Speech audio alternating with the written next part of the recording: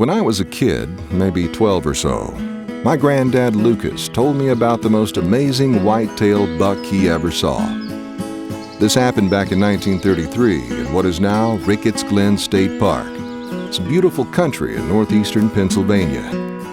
The Depression had a hold on just about everybody, Lucas included, and he just wanted to put some venison on the table. Then he heard some of his buddies talking about a buck so big, all the locals were calling it Goliath. Now, as we all know, hunters are prone to exaggerate from time to time. So when these guys said Goliath had at least 12 points, with main beams as big around as a man's wrist, and a 6-inch drop tine on the right antler, well, Lucas figured they were full of it. He noticed they all talked about the deer, but nobody said they actually got a good look at him. They'd say they'd caught just a glimpse of him slipping through some pine trees or bounding over a hill. But my grandfather, he got a lot closer than that. In the spring of 1940, Lucas took a new job in a small town in southeast Arizona. It would be good for his career, but it was tough to leave Pennsylvania behind. A lot of good memories in those woods. Then, he realized he'd be living smack in the home range of one of the most challenging big game species in the country, the desert bighorn sheep. So he made the move. And late that summer, he was having lunch in a roadside cafe when this wildlife photographer came in. The guy was all excited and told the customers about an enormous bighorn he had just seen in the nearby mountains. He said this ram weighed at least 250 and had horns that had to have been 40 inches long. Of course, everyone thought the man was stretching it, until the photos he took showed up in the local newspaper. The shots were grainy and a little dark, but it was obviously no ordinary ram. A clever writer at the paper called the sheep Ares, after a ram in a Greek myth, and the name stuck. It wasn't long before every hunter in the region was gearing up to go after Ares. My granddad had a younger brother by the name of Eddie. He spent more days in the field than any man I've ever met. He never wore a wristwatch because he could tell the time within minutes by the position of the sun or by the moon at night. And let me tell you, that guy could hunt. He'd disappear for a week at a time chasing a big buck or a bear or whatever was in season at the time. And that's exactly what it took, a solid week for Eddie to bring down a monster Rocky Mountain mule deer in 1946. Eddie had made it home from the war too late to hunt the previous year, so the following fall, he was raring to go. Soon as the first cold snap hit, he loaded up his truck, kissed his wife goodbye, and took off for Zion National Park in southwest Utah. He'd never been to the park before, and for Eddie, that was half the fun, exploring new parts of the country. Eddie had another great hunt in September of 1950. It started when a soldier he had met during the war, a Canadian named Donald, invited him up to the Yukon for a moose hunt. Donald's family owned several thousand acres, but he was the only one who hunted, and there were plenty of moose to go around. But he warned that the biggest bulls tended to hide out in some very remote areas, so pack your gear accordingly. In other words, it was exactly the type of hunt Eddie lived for, and he jumped at the chance. Then Donald brought up the idea of hunting with a handgun, which was a novelty back in those days. Eddie was all for it. He owned a .44 Magnum that could bring down a moose if he made a good shot. 1 month later, Eddie arrived by float plane on a large glacier-fed lake just north of the town of Whitehorse.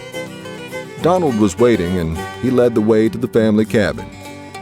That night, while they ate a couple of big T-bone steaks, Donald told Eddie what to expect.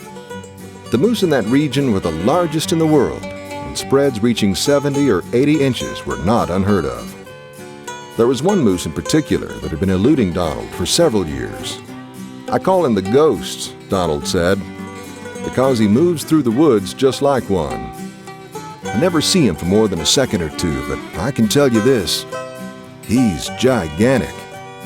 Eddie was so excited he could hardly sleep, and the next morning, the hunt began. When he was in his early 30s, my dad, Walter Graham, worked as the foreman on a big ranch in the Bitterroot Wilderness of Idaho. I've seen photos of the place, and it was God's country. Big granite-topped peaks and wooded canyons, with creeks and rivers so clear you could have read a newspaper lying flat on the bottom. And the hunting was world-class.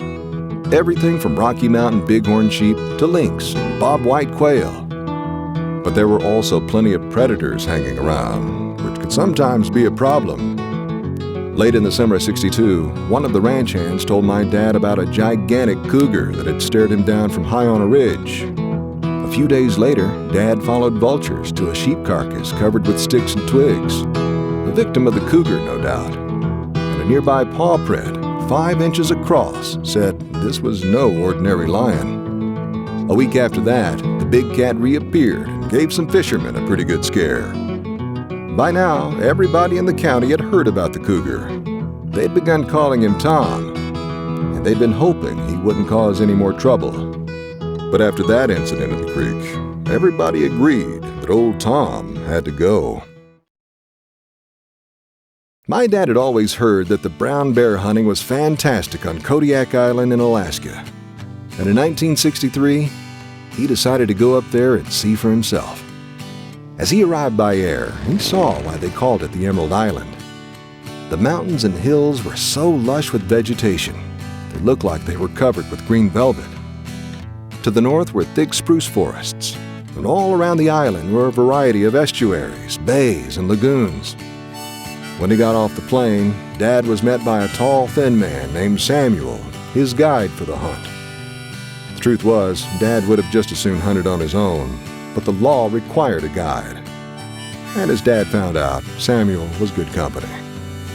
As they drove to the lodge, Samuel said that the hunting had been excellent all season, and if you wanted more than a bear, there were plenty of Sitka deer to be had, along with hoary marmots, white-tailed ptarmigan, and harlequin ducks. None of it would be easy, of course, and you had to be careful. Kodiak bears were awesome, sure, but they were also dangerous, whether you were hunting or just taking a hike. Wander into the wrong place, and you might wind up as dinner. Not the best thing to hear right before turning in for the night. My dad had 4 brothers, the youngest being Victor, who is my favorite uncle. I think that's because Victor is a big, fun-loving guy who lives to hunt, just like I do. When he was in his 20s, before he got married, Victor decided to get out and see the world, and he figured he might as well hunt while he was doing it. One of his most memorable trips was to the Northwest Territories of Canada in 1970. He'd seen a documentary about the barren ground caribou, and it gave him the fever to go after one himself. So he flew into the capital city of Yellowknife in late summer before the really brutal weather hit, and while the caribou were still migrating. Then he caught a float plane to a lake an hour away, where he found the hunting lodge right on the water's edge. A dozen other hunters were staying there, and the conversation that night naturally turned to caribou. One man, a guide who was a member of the Denny Aboriginal group, said he had never seen the caribou herd so large and healthy. One buck in particular had caught his eye the previous week, and he had given it a name in his native language. He called the animal Denali.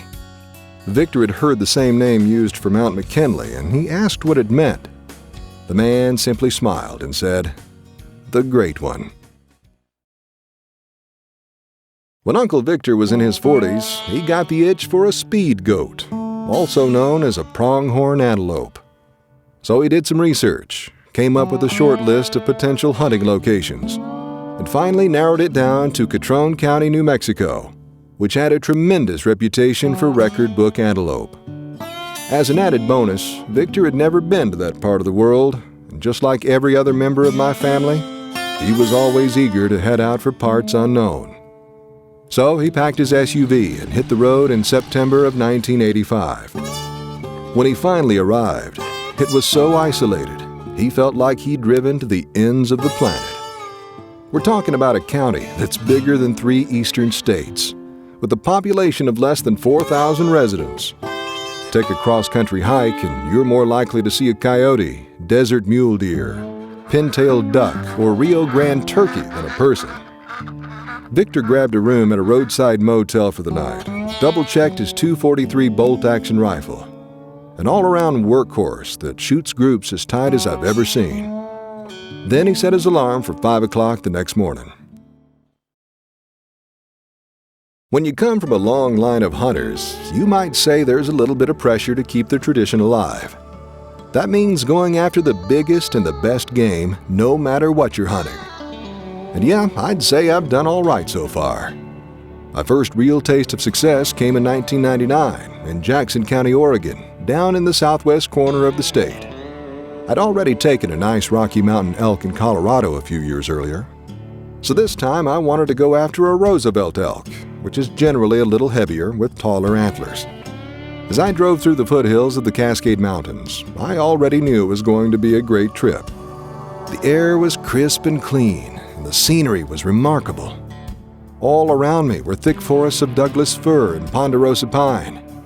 Seemed I was crossing a different river or stream every 5 minutes.